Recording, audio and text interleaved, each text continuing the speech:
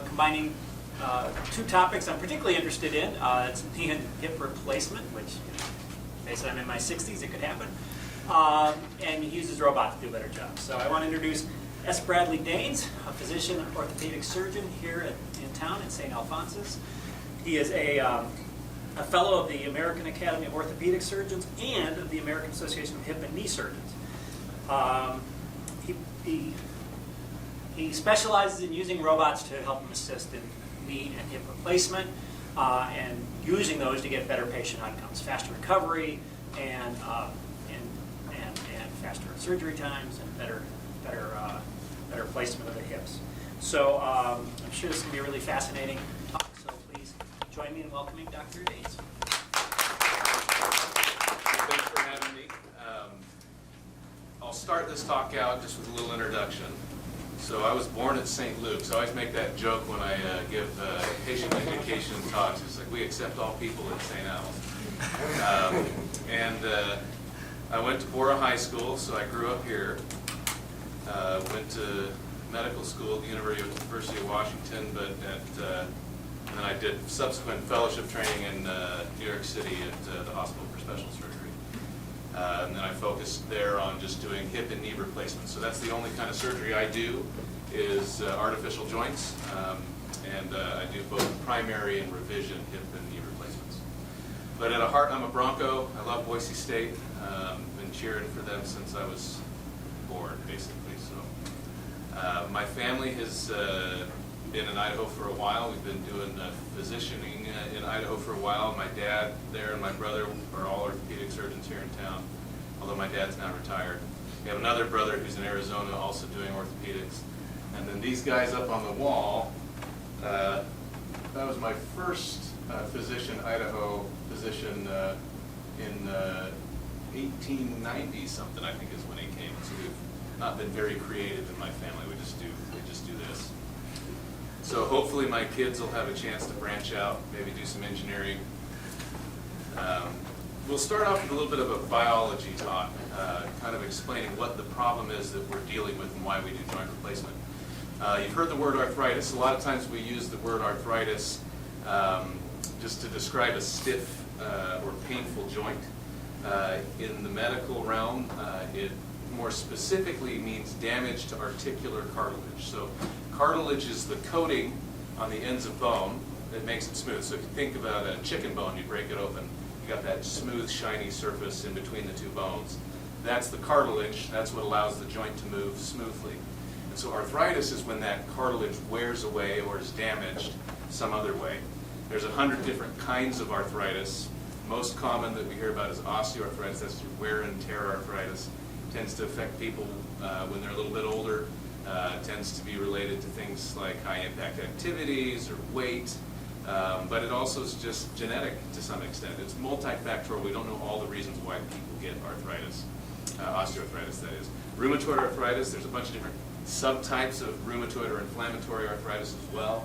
This is where there's a problem with the lining of the joint and it attacks the cartilage, so it can damage the cartilage. And one of the big advances in preventing this type of arthritis, which used to be very common, are medicines. So you see all those IMAB commercials with all the crazy long names.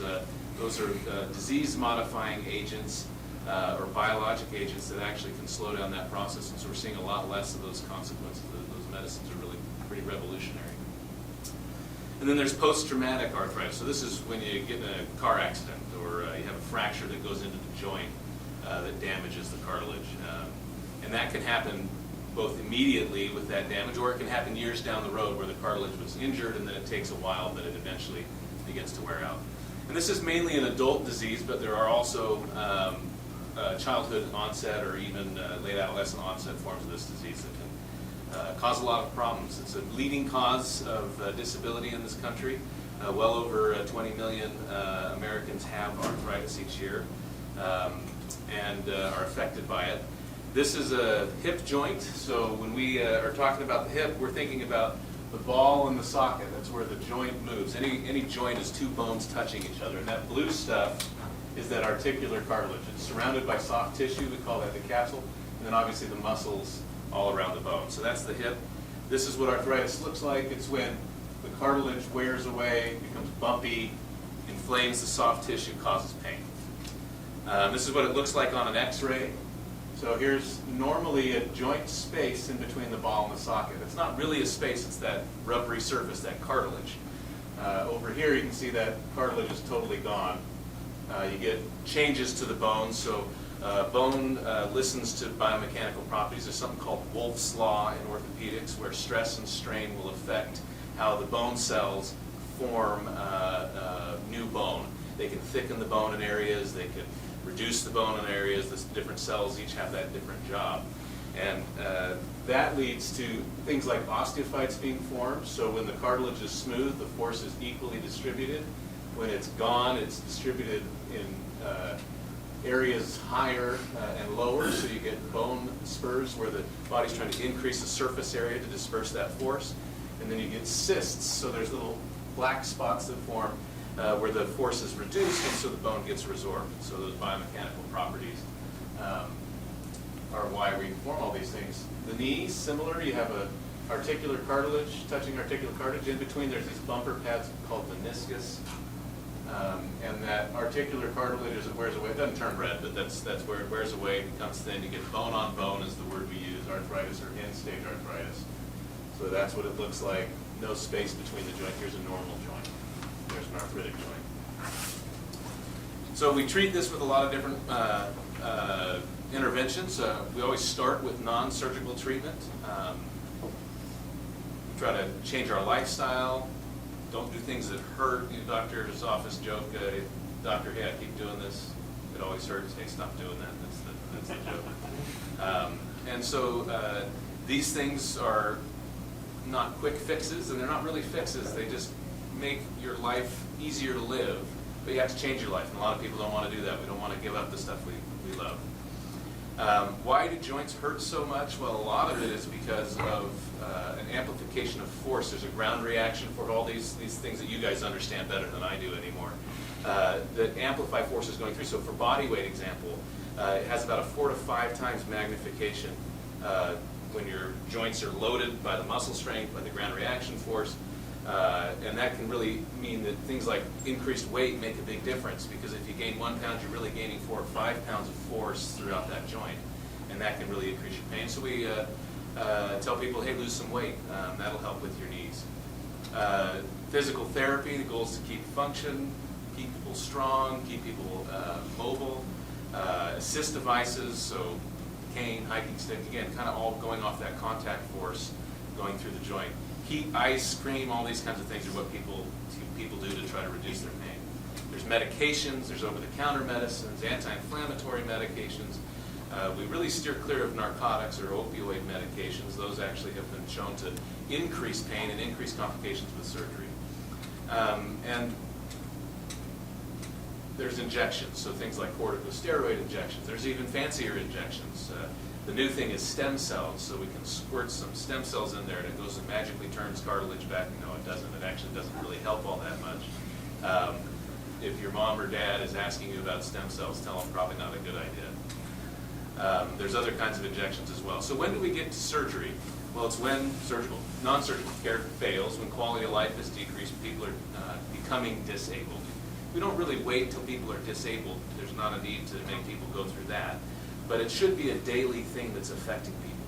And that's because the results of surgery are not always predictable. And so there's risk involved. And we'll talk about some of the risks of things that can happen and how implant materials have affected those risks. But we always use surgery as the last resort. Arthroplasty is a fancy word for joint replacement. And that's what I do. It's when we take out the diseased portion of the bone. So remember that model that had the joint, we replace it with metal and plastic. And so we take that portion of the bone out and put that guy in. So this is an example of a hip replacement. You guys can pass these around. And you'll see there's a lot of different textures, a lot of different design properties, and they're all different. They all have different reasons we do these things. We'll talk about a few of them. Here's some more hip parts. And so you can see there's just a variety of shapes and materials and designs, And they're all used for specific problems that can come up with surgery.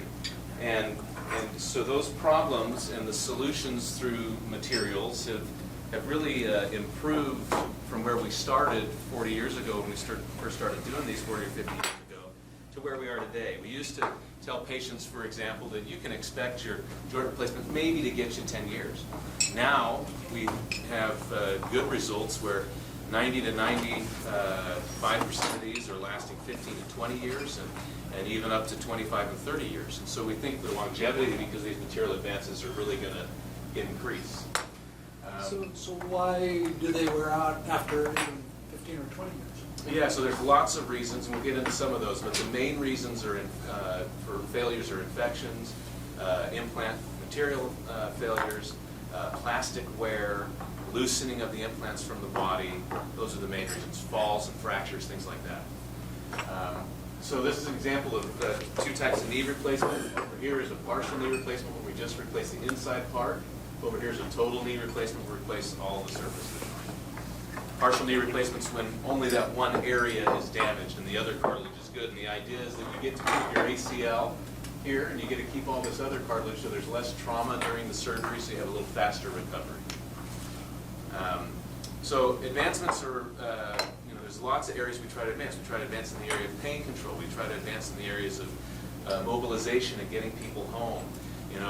When we first did these surgeries back in the 60s and 70s, people would be admitted to the hospital. They'd stay in the hospital for 2 weeks. They wouldn't get out of bed. And there's lots of complications. There's blood clots. There's all kinds of stuff. Now, we're sending people home 6 hours after we put the implants in. And that's not everybody, but many patients can go home on the same day and can be really rapidly recovering from this procedure compared to how it used to be. There's fewer complications. We've reduced the risks of infection. It's not zero, but it's very close. We've improved the loosening over time. We've decreased the amount of dislocations that can happen in hip replacement, decreased some of the medical complications like blood clot. And a lot of it is centered around implant materials and longevity. And then robotics is also an area of my personal interest that is improving things. So let's talk about some of these materials. So one of the materials you'll see in those parts of your plastic is that white plastic. So the white plastic in the knee, he's got it there, and in the hip acts as the bearing surface. So that's where the ball's going to rotate and move around in the cup, and or in the knee where the joint's going to bend and flex so that you can keep your motion. So those plastics, we tried a lot of other stuff. We didn't know what to do. So this is a problem that's been around since humans have been around. And we didn't have anything to do for it. In the early 1900s, we do things like resection arthroplasty, which is basically you go and you remove the hip joint. That's less painful for a lot of people, but it certainly doesn't help them walk. So then people tried to say, well, what can we replace if we remove that ball out of the hip and replace it with something? What could we replace it with? And so they thought, well, something smooth. Let's put some glass in there. So one of the first hip replacements was done with glass. Well, that wasn't a good idea. That didn't work. Another hip replacement, they tried to use gold. That was getting closer to the idea, but it didn't work really well. Other people tried to put scar tissue or do what's called an interposition graft with muscle tissue where they put that in. And then there was this guy named John Charnley, and he was in England, and he was visiting with his dentist. And one of the problems that he had was trying to get the implants that he had designed, which were closer to modern hips, to stick into the bone, and he couldn't figure out how to do it. And the dentist told him about this bone glue that he'd been using. And so then that became a huge important thing. And then they started, instead of using metal on metal or metal on ceramics and fractures, they found that polyethylene or plastics was going to be the joint. So it's kind of evolved over that time. So ultra-high molecular weight polyethylene was sort of the standard for 30 years in joint replacement. And it's very similar to what you see there. But there were still some problems. The advantages that this material has was tough, it's relatively ductile, so it was not brittle, not going to break. It was resilient, it was fairly resistant to wear. But third body abrasion was still a problem, so that would be if there was a small amount of bone glue that got detached or a bone spur or just something else in the joint. It could get in between that bearing surface and scratch up that plastic. Extreme temperatures, biologic temperatures can potentially affect the plastics. The plastics could become oxidized, which then made them brittle.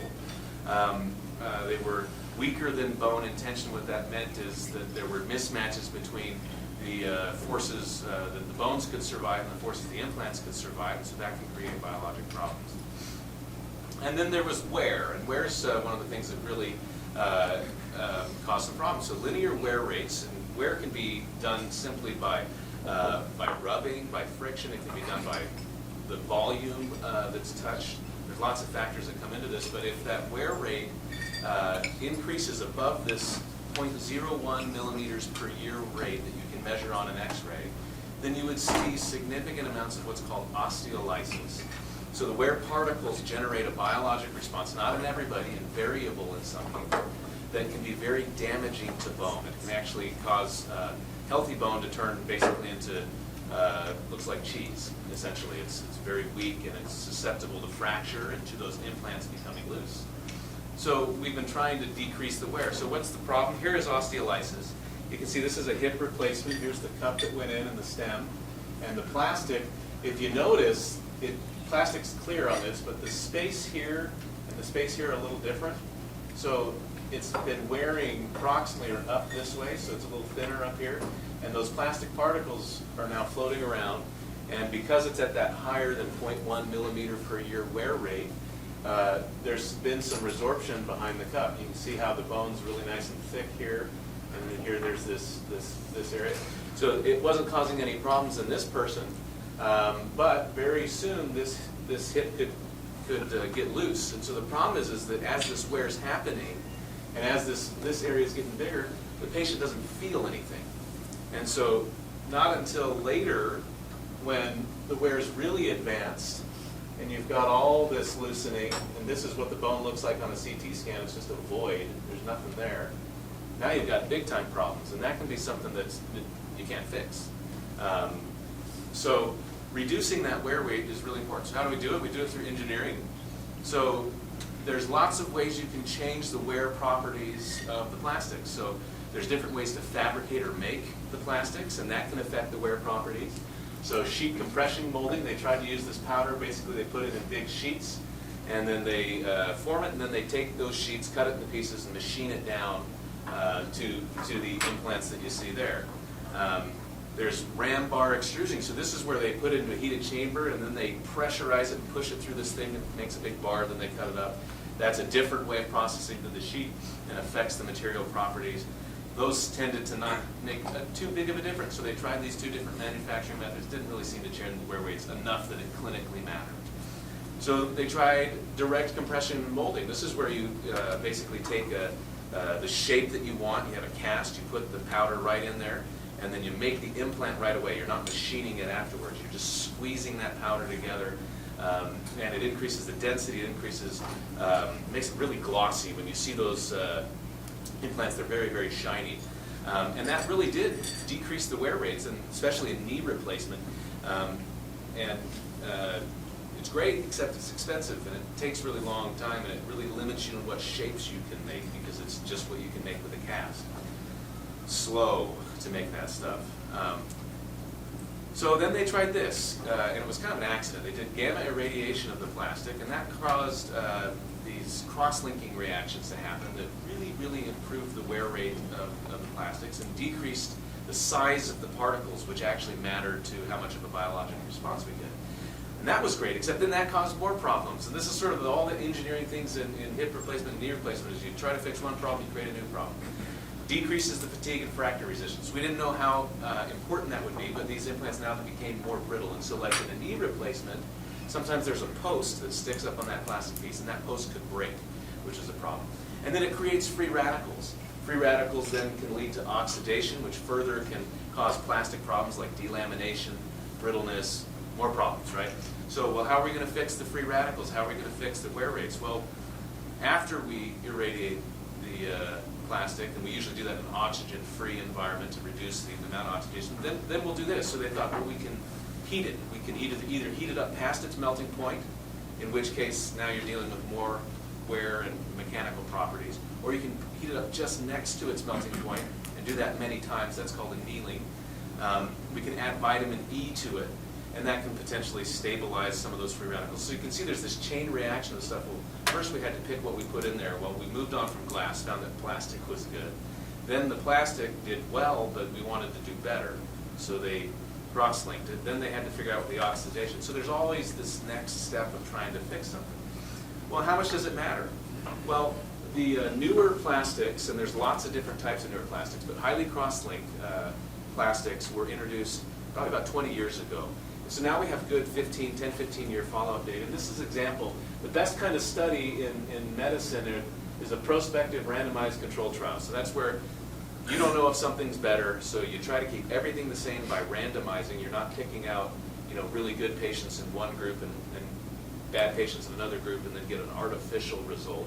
So randomizing is always good. And this randomized control trial showed that for hips that had the non-cross-linked polyethylene, you could see 22% of them at 10 years had osteolysis, significant osteolysis. 0% for the cross-linked polyethylene. So it's really remarkable. I mean, the amount of revision that happens in 10, 15, 20 years has dramatically reduced for this specific problem. And it's really revolutionized what we do now with hip replacements in terms of who can get a hip replacement.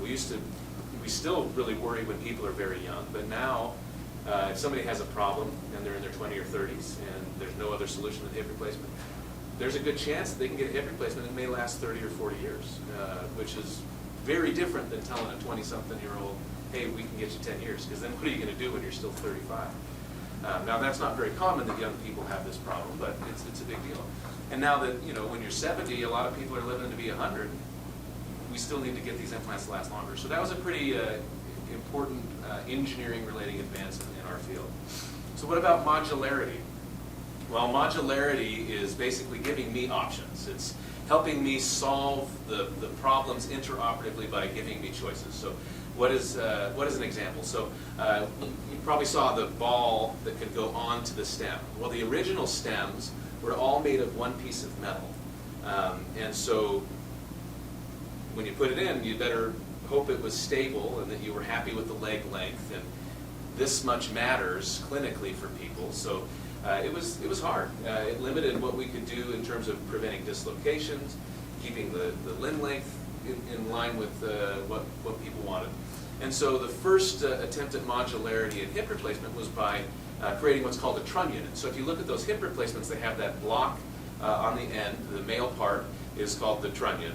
And then the ball has the female part that you pound on. And so then it can be changed so that the ball you put on can be bigger or smaller. It can be changed so that the length of the neck, where that fit happens, is a couple millimeters longer, a couple millimeters shorter.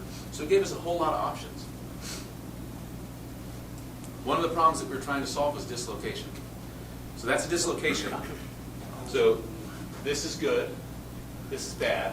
You don't want that. Obviously, that's a painful thing when that happens. It's not common. Nowadays, dislocation rates are less than 1% in the hands of somebody who does many of these procedures a year. And in the old days, we used to see rates of 10%, 5-10%. So just giving that modular option, having these different ways of putting the implants into different pieces, really helped reduce this risk.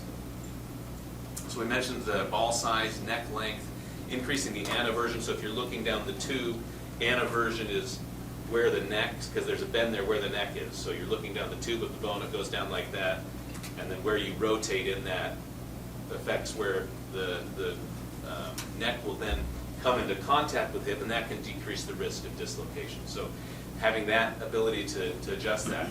Changing the offset, so that's the difference, or the measurement of the outside part of the hip to the joint itself. And so if you increase that offset, move that hip a little more out, it gives more clearance in the area and can help reduce dislocation. So having options to be able to mess with all this stuff when I'm in the operating room can help me prevent complications.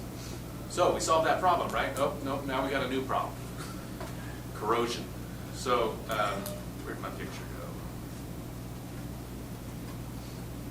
Here's an example of modularity. So now you've got a stem that has a separate neck It has a separate head. And then we learned over time that if we wanted to get cementless fixation with hips, which became very, very popular because of the efficiency in the operating room, because of potential increased longevity so that the bone glue wouldn't break from that interface. But it needed to be made out of titanium because cobalt chrome was too stiff, so it didn't grow in it enough. So we made it out of titanium, but then cobalt chrome wasn't strong, or titanium wasn't strong enough in the neck, so we made a cobalt chrome neck. So now you got titanium and cobalt chrome, and you got another cobalt chrome head, and sometimes this neck was titanium. So what could go wrong with all these different options? You know, you have different metal options, you have different taper options. Well, corrosion is a big problem. So corrosion is chemical dissolving of metal, and there's lots of different kinds of corrosion. There's galvanic corrosion, so that's where you have dissimilar metals, and you put it in a liquid medium, and it's ionized, and essentially you create a battery. And so that can cause problems. Well, we did that when we put metal balls made out of cobalt chromium on a titanium stem. We thought it was a great idea. Unfortunately, it didn't show up right away. You would find problems that were happening 10 years down the road. So that's a problem. There's crevice corrosion. So that's where there are actually cracks in the metals. No matter how polished or smooth we make these metals, there's going to be little cracks, and oxygen gets in there and create chemical environment that causes damage.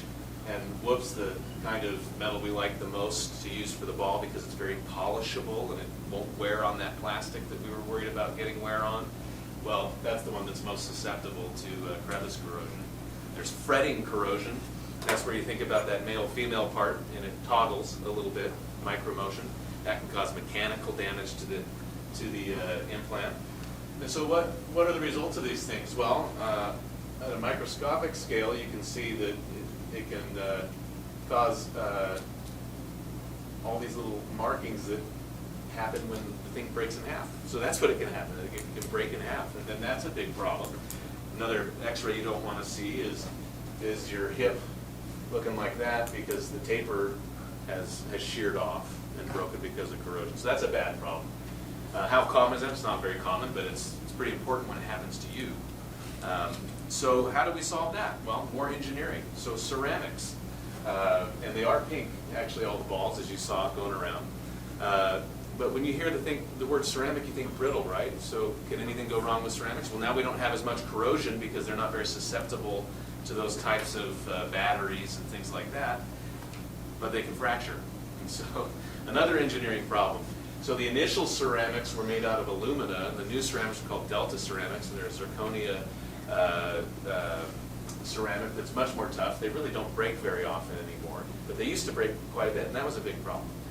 So there's all these problems that are dealing with another problem that then create a new problem. And so that's where there's infinite opportunities with an implant engineering and engineering to have that interface of, well, how do you solve these problems and minimize the consequences of your solutions? Here's another fun x-ray of, that used to be a nice round ball, ceramic ball, and then that's what happened. We thought we learned our lesson from glass, but the new balls are a lot tougher, fortunately. So what about fixation? How do you get fixation? How do you get that implant to stick to the bone? Well, you can get cement fixation or you can get biologic fixation. And cement fixation is with that polymethyl methacrylate, or PMMA. And that's that same dental stuff that Dr. Charnley learned about way back in the 50s and 60s. And that works really well, but eventually it's going to fail. You know, if you put an implant in and they live long enough, eventually that bond between the bone and that cement interface will fail. And it's usually at 15, 20 years, and that used to be good enough. So we've moved on to biologic fixation. And bone ingrowth and bone on growth are two ways of doing that. So either you want to put it in with a press fit, so it's really, really tight, and the bone grows right next to it, super tight, or you want the bone to actually interdigitate. And it's really hard to get bone to actually ingrow to materials because of the limits of manufacturing. So you basically, when you have a hunk of metal, you have a couple of ways you can deal with it. You either can melt it down and put it into a cast, and so there's only so many shapes you can make with that. Or you can heat it up and hammer it into the shape that you want, forge it. But again, there's only so many shapes that you can make with that. And so biologic fixation was very successful early on, even in the 80s, with hip replacement. So successful that it's moved on to about 99% of the implants that are put in without cement most of the time in America.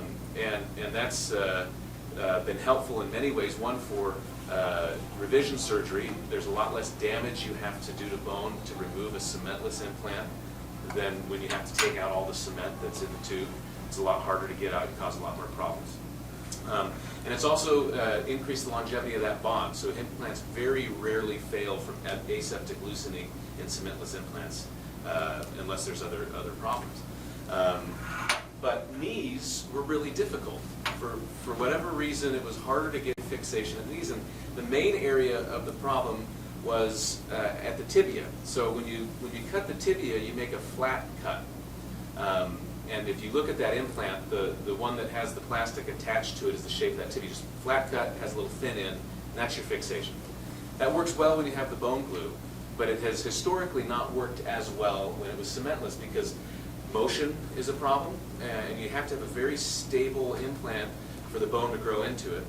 And on-growth didn't work, whereas in hip replacement, the bone just surrounding the implant and not interdigitating just was not as reliable on that tibia. The femur was less of a problem because the femur has knuckles, and we have a hexagonal shape we can put the femur to, and so the implant has a lot of spaces to grip. So how is this problem being solved? Well, it's being solved by understanding the biology. So biologic fixation is optimized when you have a very precise pore size in the metal. So if the metal has the shape of best at 50 to 150 micrometers, then if it has the appropriate porosity, so number of holes, and limited micromotion, it's going to grow in. It's going to grow in. And so what you need is precision, so that's kind of where the robot part comes in, but then you also need the material to be this, and this is tricky. So 3D printing is we talked about this, 3D printing is sort of what we've come up with, and this implant here is a 3D printed tibia. So this is the shape of the tibia on the top that we would cut, and this starts out as powder, and basically goes through a laser process where we can make any shape we can possibly think of. And so as this goes around, take a look at the back side of this, and imagine trying to make this shape, this porosity of metal, you know, with an anvil and a hammer. You can't do that, or even a cast. It's pretty remarkable how this is changing implant. And so now cementless fixation and knee replacement is making a comeback. And we think that's going to be really important because knees have always had bigger problems with aseptic loosening because they've had to be bone glued. And so that can potentially reduce that problem, and we can get immediate fixation because we have such a grippy and bone-friendly material that we could never have before. And so the rates of aseptic loosening in the first 5 years with this implant are 100%, except if there's an infection. And there's not very many things out there that are 100%. I usually don't believe anything that says 100%, but it's really, really good. These implants have made a big difference. So, is that just a small coating on there? Is that's added on? that's that code. Well, it's not, and see, that's the difference. Is it's not really added. It's part of the actual process. So I'm just going to give you a little maybe video of somebody talking about these implants. This is a guy named Mike Meneghetti, who let's see if we get some volume.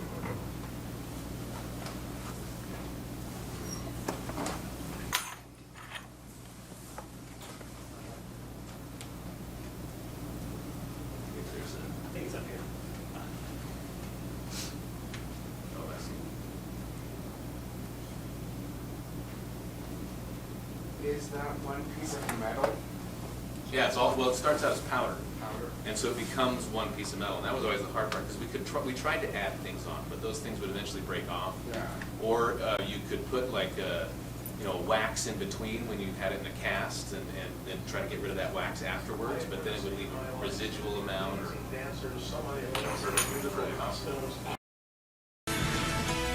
The possibilities of 3D printing are practically endless, and that technology is used right here in Indianapolis to improve patients' lives. Good morning. Indiana anchor Beth Vaughn met a man living with a 3D printed implant today.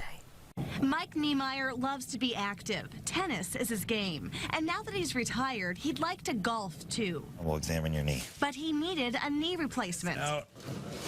It's been more than 3 months since IU Health's Dr. Meneghini performed the surgery. Despite some swelling, he's back to normal activity. Traveling to Florida next week, and we'll be taking my tennis racket at that point. Niemeyer received a 3D printed implant. We probably do about 50 of these per year. Dr. Meneghini was a principal designer of this model. It's made from, in many cases, almost a powder of metal dust. Since its release 2 years ago, the device has begun to change the face of knee replacements across the country. This device sits on the top of the tibia, the leg bone, like this, and the bone growth goes into this highly porous metal. The porous surfaces allow the bone to grow into the metal, eliminating the need for bone cement.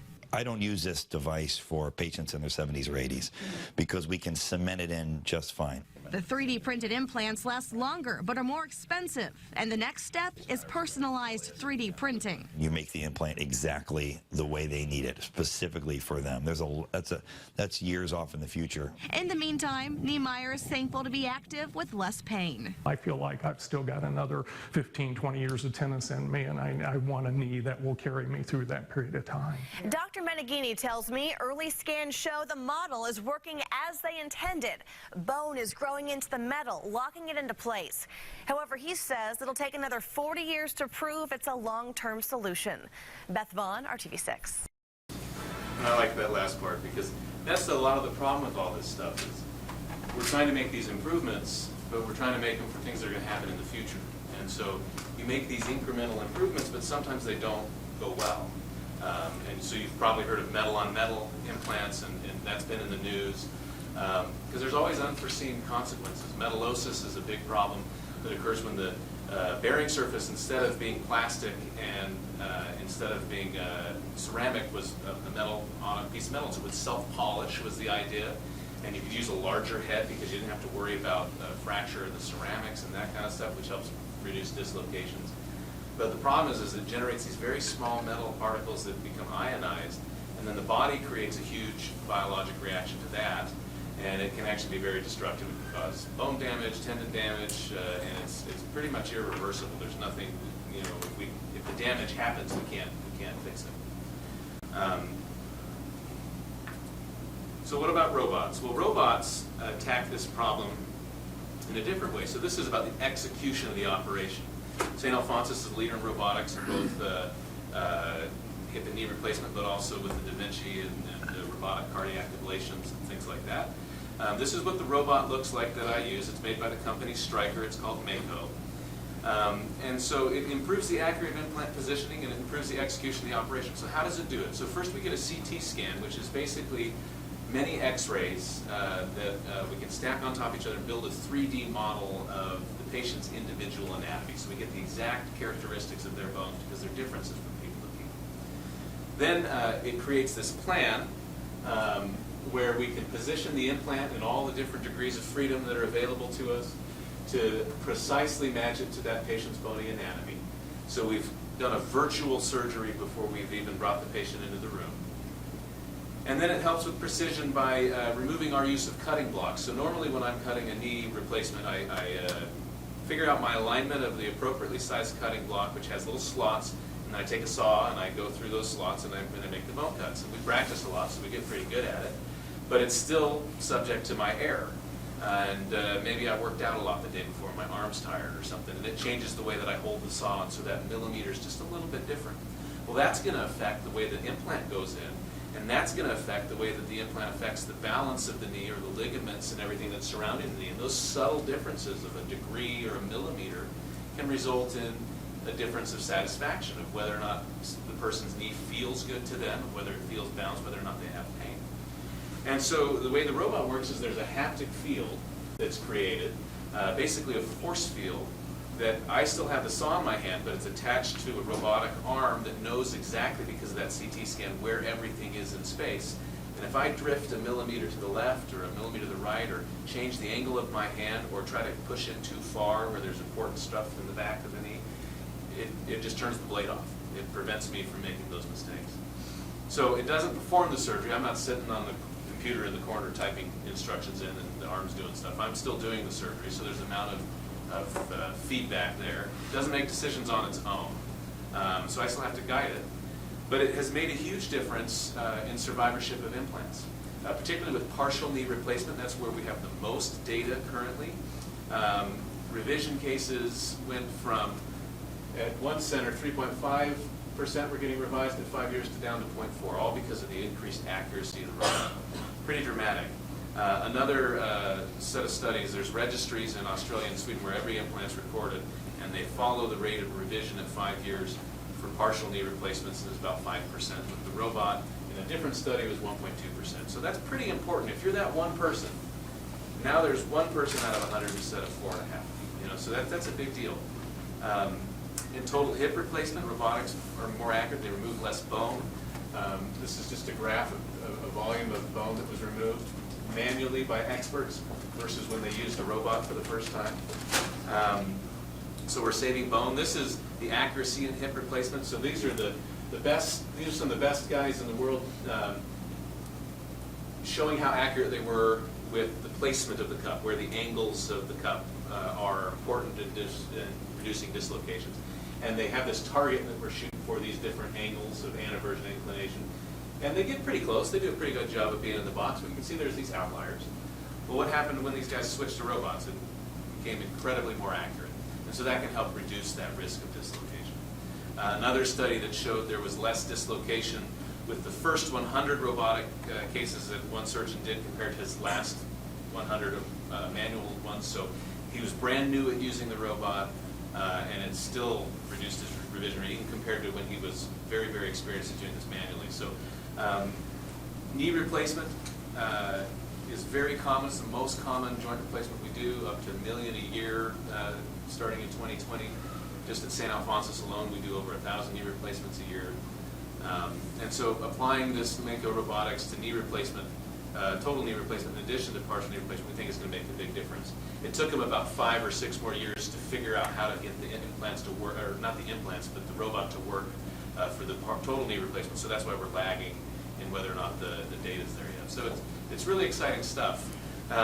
This is another example. This is a cadaveric study of the accuracy. So again, these are sort of all the different angles we're thinking about of where we want the implants to be. And this is a group of surgeons that put in these things on a cadaver manually, and then they measured all these angles, and these bars represent their error. So you can see up to 6 or 7 degrees of error on average. Then they gave them the robot for the first time, said, okay, use it. Look where their bars are now. They're all less than a degree of error. So pretty dramatic improvements. And we know that even as little as 2 or 3 degrees, one way or the other, can affect the result, affect the longevity of the implant. So this is what I see on the screen. I'm holding the blade and my knife. It's attached. There's a screen that mirrors the patient's anatomy.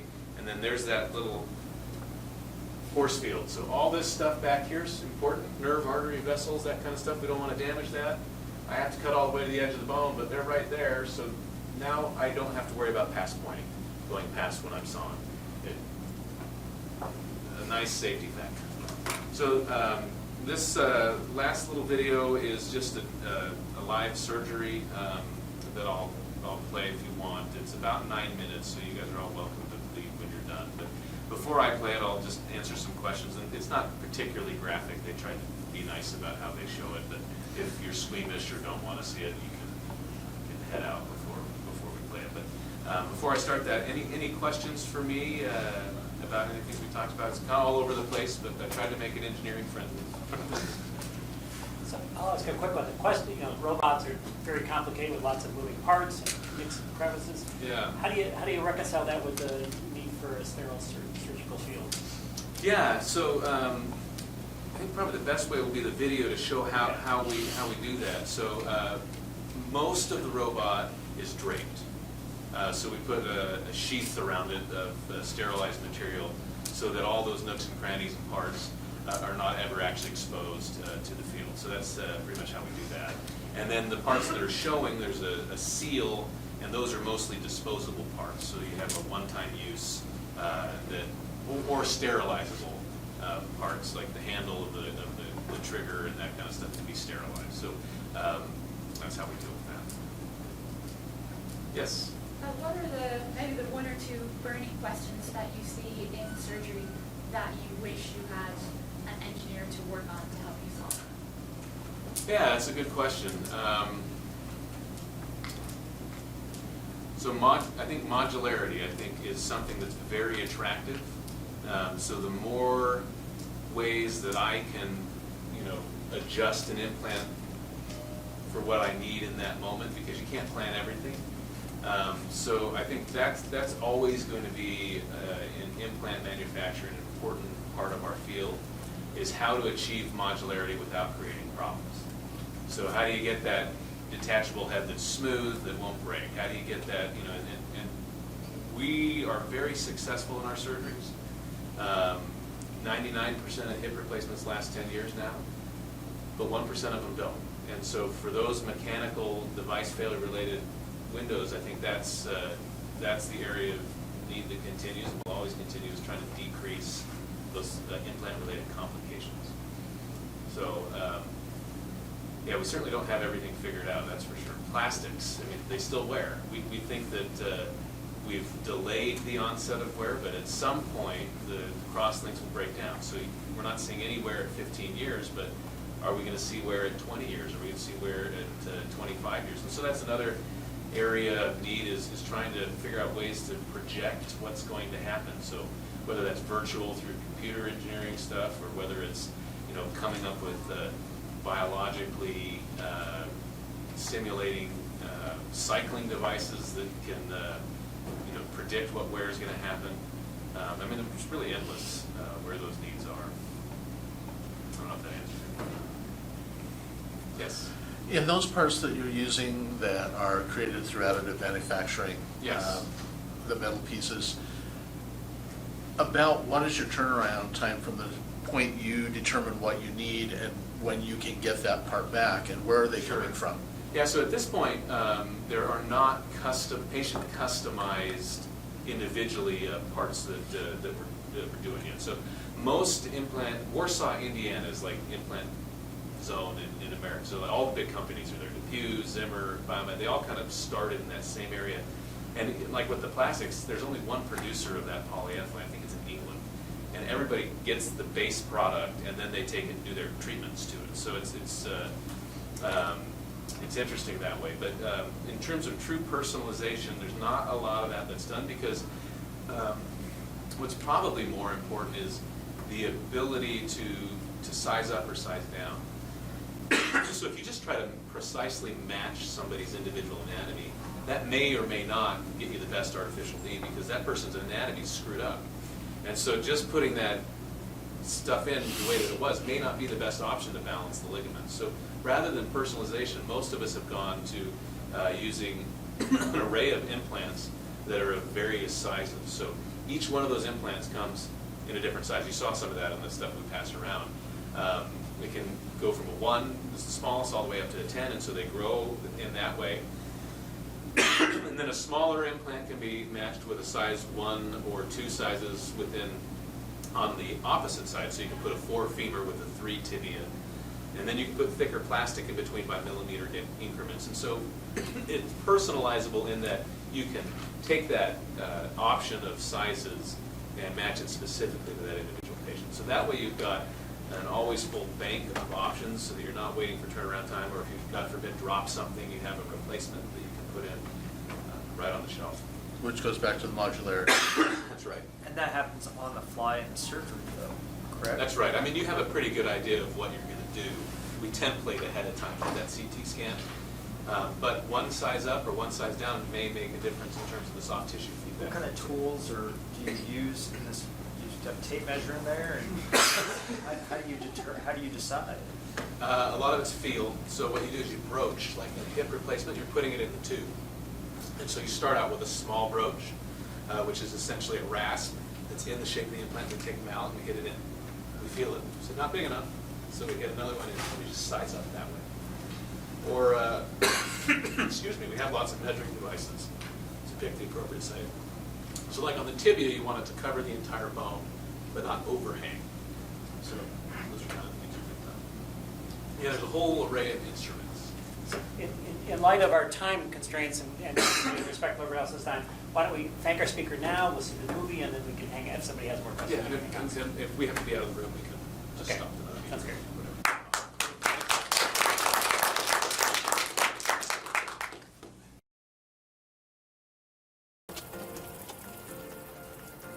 Got to get our hands good and clean. This is betadine soap, kills all the bugs. We don't want any germs in this knee. We'll give her some antibiotics as we speak through her IV, which will minimize our risk of infection. She'll get some more antibiotics throughout the day. And our infection rate is way less than 1%, so she should be in good shape. Okay, here we go.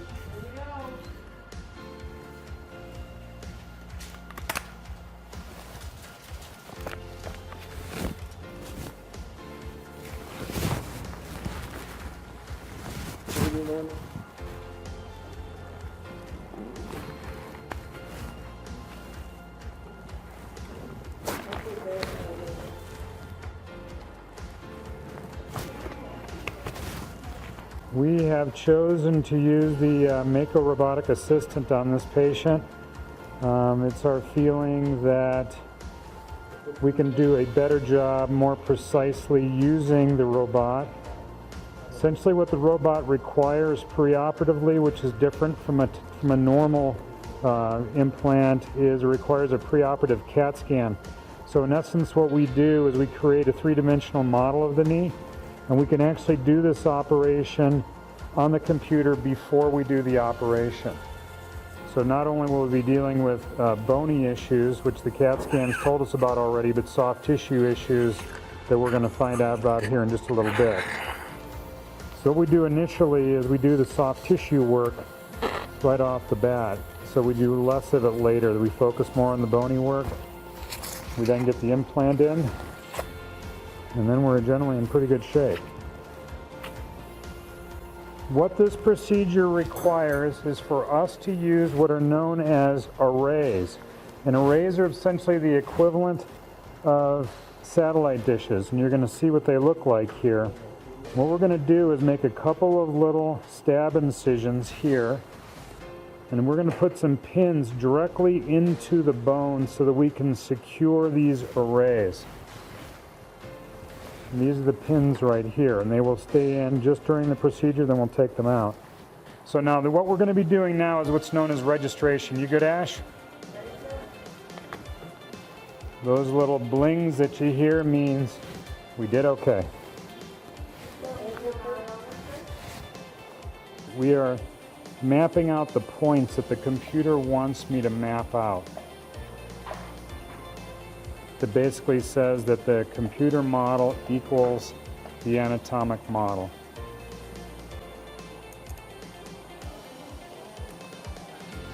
So what we're going to do is now we're going to remove the bone spurs that have developed. These bone spurs are part of the arthritic process, and they create extra bone at the margins of the joint. And the problem with that is they can create tension on ligaments and make the knee just too tight. They can also be painful. So by removing those bone spurs, we freed up the soft tissues to get her back. So we don't have to do a lot of soft tissue dissection, which you do occasionally. Okay, so now we're going to check the tightness of the knee. So I'm going to come down to about 10 degrees of flexion, and we're going to check here. I'm going to say capture, capture, capture, capture, capture, capture, capture. All right. So with that now, we're going to look at a graph, and we're going to get an idea of how tight we are at different points. So the way we set up our resection level with those numbers being on the negative side, we're a little tight.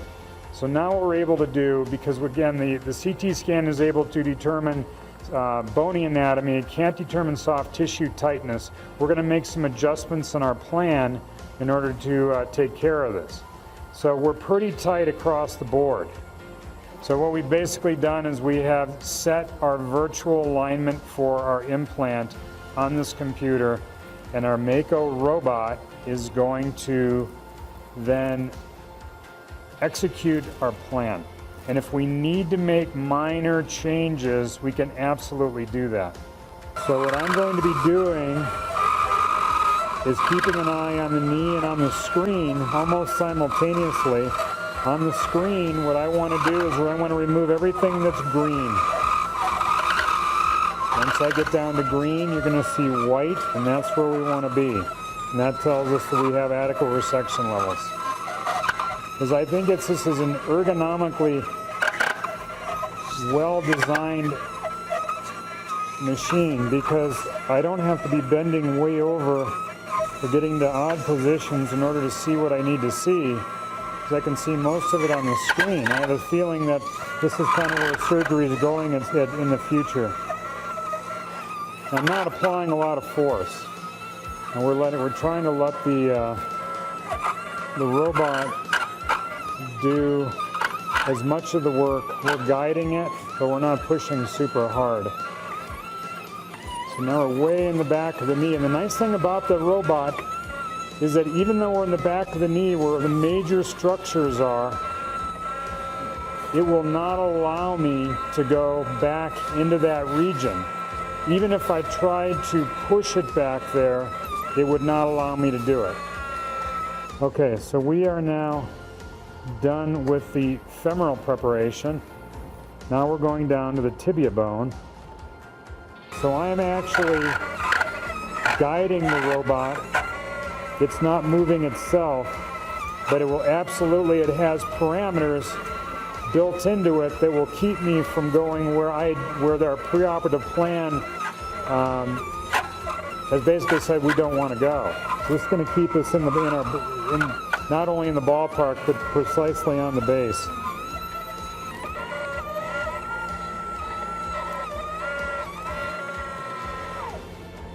Part of the hyperextension was due to her arthritis and loss of tissue, so we corrected that.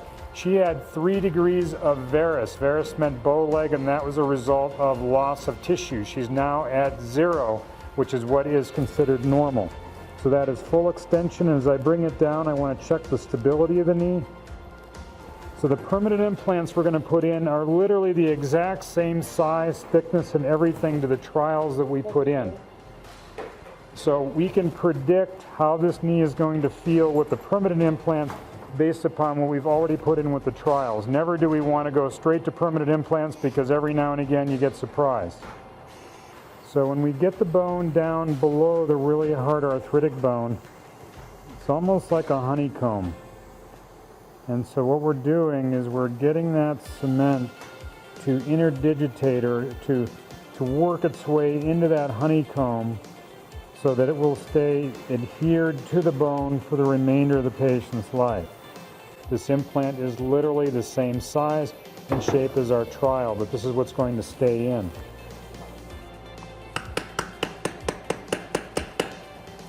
Once again, we're going to pressurize the cement into the bone manually, and then when we put the implant on, that's going to finish off the job. Nice and stable. Comes out in full extension. It bends, and our implants don't try to lift off, which is important. Good. So I think that the beauty of using the Mako on this was, again, we were able to preoperatively do this surgery, freer please, and then make very, very minor adjustments in order to get this knee exactly where we wanted it. All right, we're going to close this knee back up. All right, thanks for listening. Okay, thanks again.